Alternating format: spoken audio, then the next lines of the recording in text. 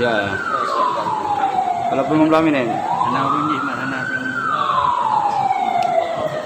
lah bahasa apa? Lah.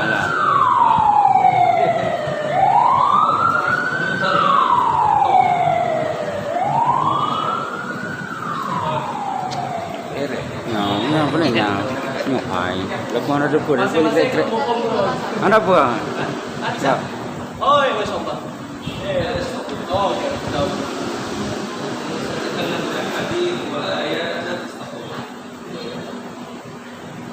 بسم الله الرحمن الرحيم. الحمد لله والصلاة والسلام على رسول الله. اللهم صل وسلم وبارك على حبيبنا محمد وعلى آله وصحبه أجمعين. اللهم علمنا ما ينفعنا وانفعنا بما علمتنا وزدنا علما يا أكرم الأكرمين. في البداية أتوجه بجزيل الشكر والامتنان إلى هذا المسجد والقائمين عليه. الشكر إلى الشيخ وإلى جميع عباده، وأسأل الله تبارك وتعالى أن يجعل ذلك في موازين حسناتهم يوم القيامة، إنه ولي ذلك والقادر عليه.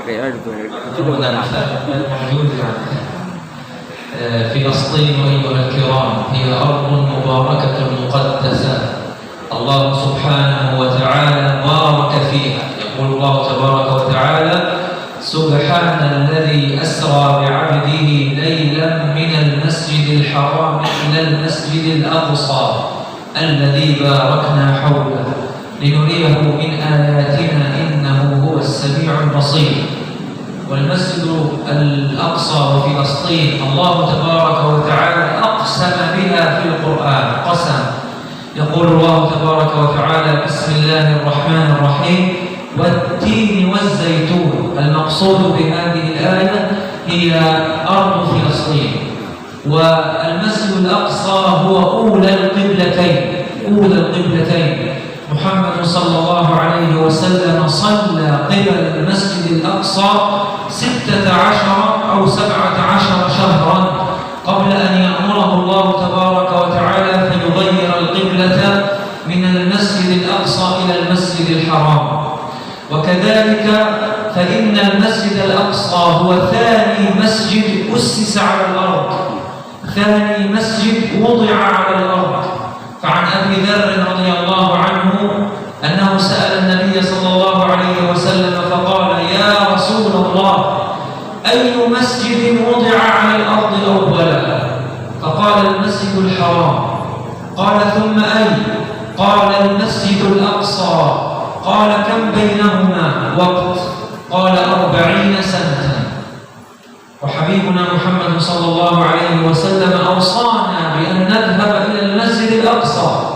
فعن ميمونة رضي الله عنها أنها سألت النبي صلى الله عليه وسلم فقالت: يا رسول الله، أفتنا في بيت المقدس.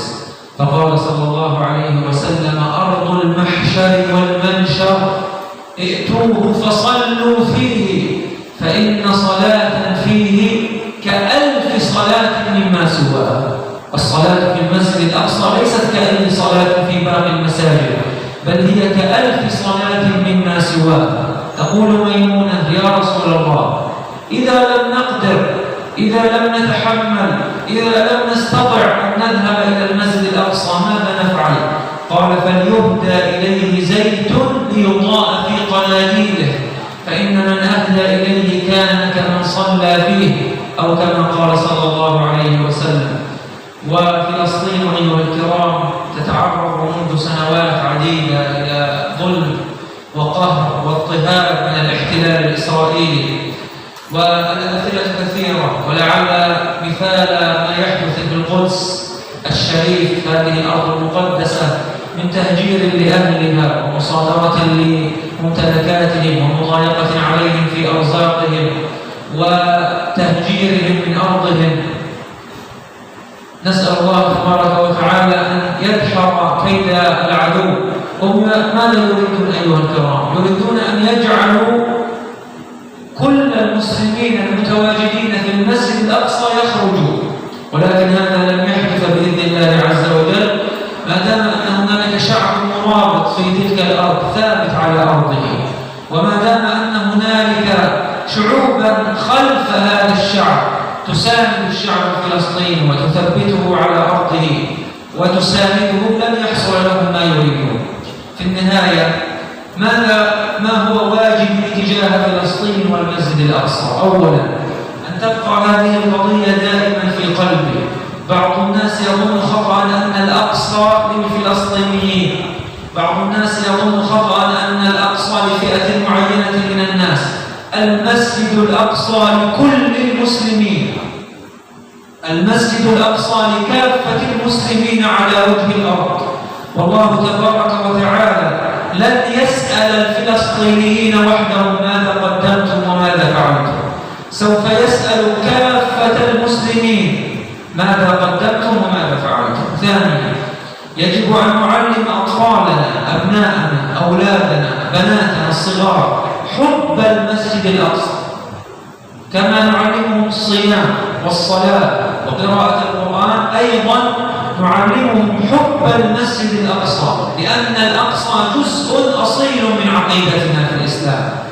ثالثا أيها الكرام، ماذا علينا أن نفعل ونحن بعيدين عن المسجد الأقصى؟ لكن نحن في شهر رمضان، شهر الخيرات، الشهر الذي تتضاعف فيه الأجور والحسنات، ونبينا صلى الله عليه وسلم رغب في الصدقة والإنفاق، وكذلك الله تبارك وتعالى. النبي صلى الله عليه وسلم يقول: الصدقة تطفئ غضب الرب وتدفع ميتة السوء. والآيات والأحاديث في الصدقة والإنفاق عظيمة وكثيرة. ولعلني أذكر آية أخرى، الله سبحانه وتعالى يقول: بسم الله الرحمن الرحيم: مثل الذين ينفقون أموالهم في سبيل الله كمثل حبة أنبتت 7 سنابل في كل سنبلة 100 حبة والله يضاعف لمن يشاء والله واسع عليم.